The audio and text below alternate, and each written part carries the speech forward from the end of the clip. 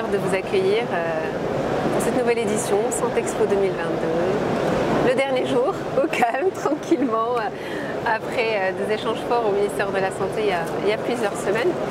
Comment allez-vous? Qu'est-ce que vous faites? Écoutez, mon établissement va bien, donc oui. Je vais bien. Super. Voilà, donc actuellement on est en pleine certification HAS, donc c'est vrai que bien. c'est une charge importante pour les équipes. Oui. Mais voilà, après l'actualité du centre hospitalier de Valenciennes, elle est conforme à tous les établissements de santé français, hein, c'est-à-dire qu'ils sont sous tension, mais globalement on va dire que l'établissement se porte bien et répond aux besoins de la population. Super, oui, Rodolphe Bourret, vous êtes directeur général du CH de Valenciennes. Une référence nationale et même internationale d'ailleurs. Quels sont les sujets chauds sur lesquels vous travaillez en ce moment, ou les projets challengeants que vous vous êtes lancés à vous et à vos équipes?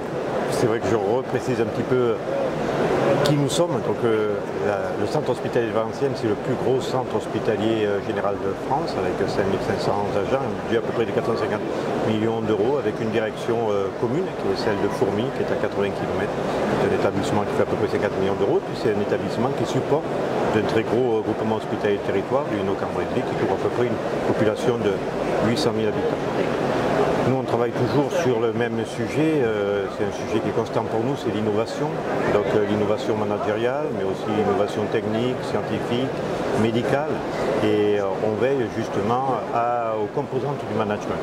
Oui. Et autour de trois caractéristiques, qui est la confiance, l'autonomie et la performance.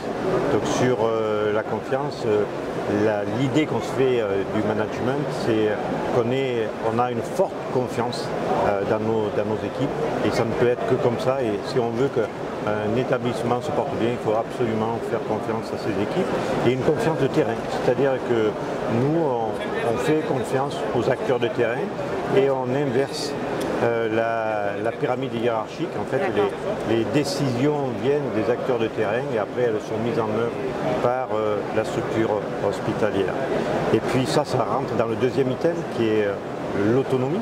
C'est-à-dire que pour la confiance, elle s'accompagne en fait d'une mesure forte qui est l'autonomie. Et donc la délégation que j'accorde aux équipes, elle est presque exhaustive dans mon établissement, puisqu'elle était à 90% déléguée au pôle clinique et au pôle médico-technique. Oui. Et c'est vrai que quand on a de la confiance et quand on arrive pour les acteurs de terrain à avoir cette autonomie de décision, ça crée de la performance. Et la performance, ça crée de l'initiative, ça crée de la créativité. Et en fait, cet établissement, il est porté justement par cette envie d'aller vers l'avant.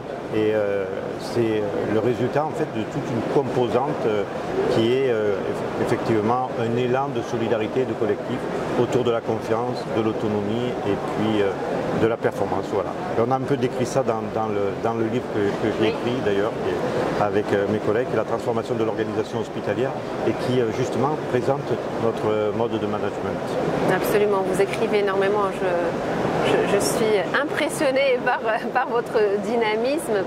Et d'ailleurs, là, en parlant de dynamisme, en parlant de mouvement, nouveau quinquennat, nouveau challenge aussi par rapport à la crise du Covid-19 qu'on a vécu et qui se termine, je l'espère. Quelle est votre vision? Quelles sont les perspectives selon vous? La vision, c'est toujours d'aller vers l'avant. C'est de porter l'innovation. Et je crois que l'innovation, elle est à plusieurs niveaux. Oui. Donc c'est une innovation qui doit être bien sûr portée par les professionnels de santé, mais pas tout seul. En fait, c'est une innovation qui doit être portée par un ensemble de tout un écosystème. Et la vision que l'on peut avoir pour un prochain quinquennat, peut-être, pour un prochain ministre, c'est justement de mettre en coordination toutes les forces que nous avons qui s'occupent de la santé, mais pas que, du médico-social et du social, autour d'un territoire. Et donc, si j'avais un vœu à faire, c'était justement d'avoir tous ces partenaires ensemble pour réfléchir véritablement à une vraie projection sur le citoyen, et le citoyen dans un cycle de vie et non pas dans un cycle de santé. Excellent. Merci beaucoup, Rodolphe. C'était un plaisir. Plaisir réciproque. Merci beaucoup. À très bientôt, peut-être à Valenciennes ou ailleurs, parce que même l'étranger s'intéresse aux expériences, notamment le Maroc, au pays, qui est en pleine transformation d'ailleurs du système de santé, de la mise en place aussi de l'autonomie, à la fois managériale et financière. Donc je pense qu'on aura beaucoup de choses à se dire de l'autre côté de la Méditerranée, je l'espère. Je participe. À bientôt. Merci à vous, à bientôt.